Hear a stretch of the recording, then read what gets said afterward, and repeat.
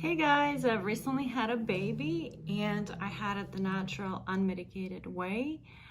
This video is my way of saying thank you to community of YouTube bloggers who have shared their experience with their childbirth.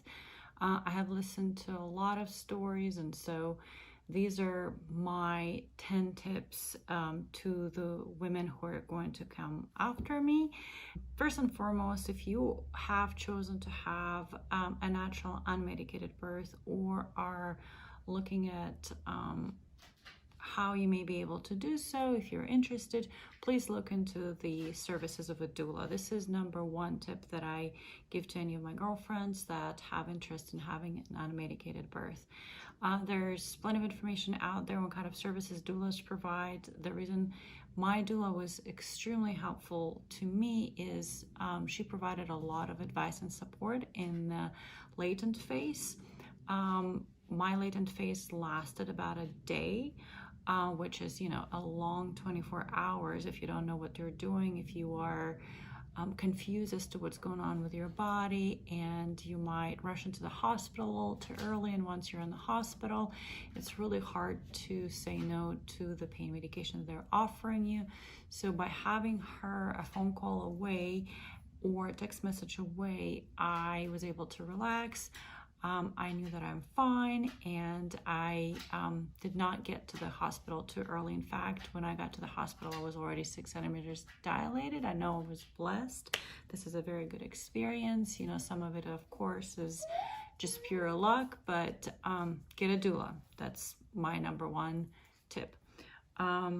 Two, having enough knowledge and having a certain amount of preparation for this experience. I know women have been having children for centuries and thousands of years. However, what's different in our day and age is the fact that in the hospital, if you're having a hospital birth, there will be a number of people asking if you'd like to have some pain medication, and it is really hard to say no. In fact, I did actually ask for epidural at some point during my labor, and anyway, the details aside, I ended up not having an epidural, and the reason I did not have it is because I was prepared for the experience. I knew what to expect, and when my doula and I actually had a certain plan in place that we've discussed prior to going to that labor room, because she told me a lot of women who plan to have an unmedicated birth end up at some point requesting epidural. And so her and I, we had a plan in place as to what we're going to do. She asked me certain questions. She told me certain things that reiterated my earlier beliefs back to me. And so that was very helpful. So be prepared and have some knowledge as to what to expect. If I just walked into the hospital on the day of my labor, just thinking I could do it without reading up as much as I did, I 100% believe that I would not be able to go through it. So if this is something that you want to do, I absolutely believe that you need to educate yourself on it. 3, I believe that you need to have a birth plan that you can discuss with your doctor. What I did is after I read a bunch of books, after I gathered all the resources, I wrote down just with pen and paper 10 things that I wanted to experience and things that I did not want to experience. Then I looked for a template. There's plenty of templates out there online. I put them all together. I sent it to my doula first. She looked through it and gave me some recommendations. Once we've finalized it with my doula, I took it to my doctor's appointment, and I had him review and agree to it as well. He actually proposed some edits. We had a little bit of a negotiation back and forth because there's a few things that he told me that were not realistic. So that was fine. I trusted my doctor, but at the end of the day, he signed off on that one sheet of paper that I had. I brought that sheet of paper to the hospital. We pinned it to the wall so that all the nurses and other doctors could see it. And I felt that because my wishes were known, everybody was respectful of them. The next few things that I'm going to mention are very specific. They may be subjective, but just bear in mind I'm sharing the things that have worked for me, and these are just a food for thought for you and may not necessarily be a panacea for each and every one of you. Number one is I limited the number of cervical checks while I was at the hospital. In fact, I was only checked once. This was also something from my birth plan, something that I've thought a lot about prior to the day of my labor. The reason I did not want to have a lot of cervical checks is because I knew it was going to be painful. And trust me when I tell you, it is painful. If you can get your doctor on board to have only one or two or a couple of cervical checks, that's going to help you. The next thing that helped me in the pushing stage is having my massage oil with me. A lot of you might have heard about a perineal massage that is highly recommended in the last month of your pregnancy. I had a specific oil that I bought just for those purposes, and I brought it on the day of my delivery to the hospital.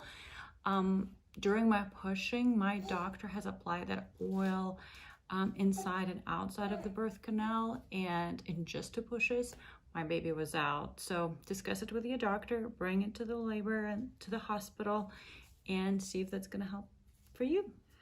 Next is the position that you want to choose for pushing.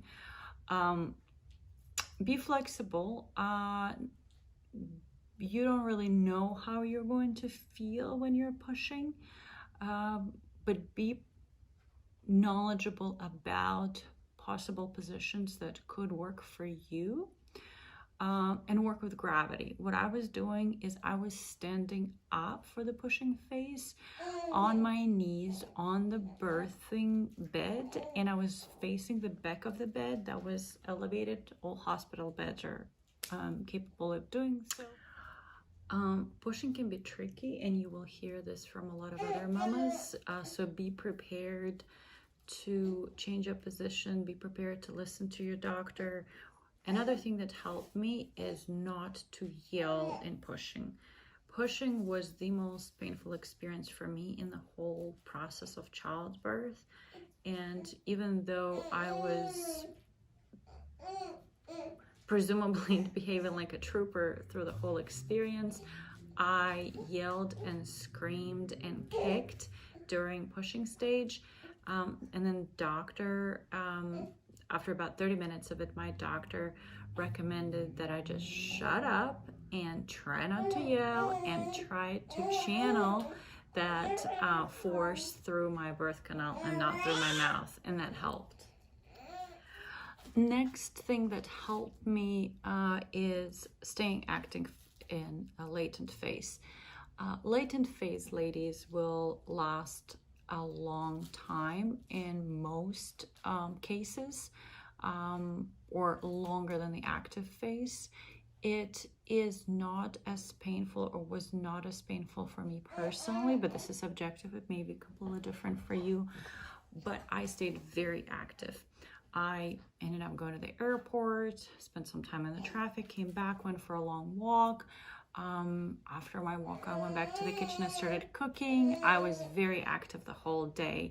Now, I did not quite realize I was going into labor just yet, but all of that helped me speed up the process. And as I mentioned before, by the time I got to the hospital, I was already 6 centimeters dilated. So I 100% attribute it to, well, some of it is luck, and I don't want to lie to anyone about it, but a lot of it has to do with how active I was. And last but not the least, I had a very supportive partner. My husband came with me to the hospital, and if you have a partner that you'd like to engage in this experience, I would say this is number one thing that's going to help you, and it will be a memory that you will cherish for years to come.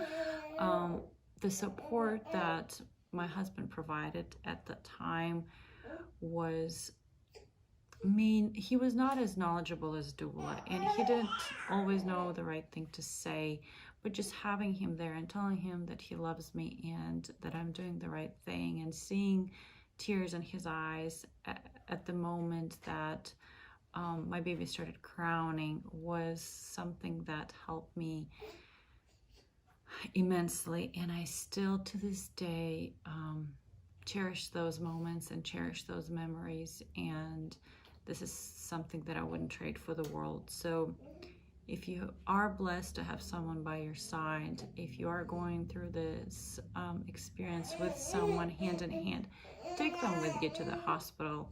I don't think you'll regret.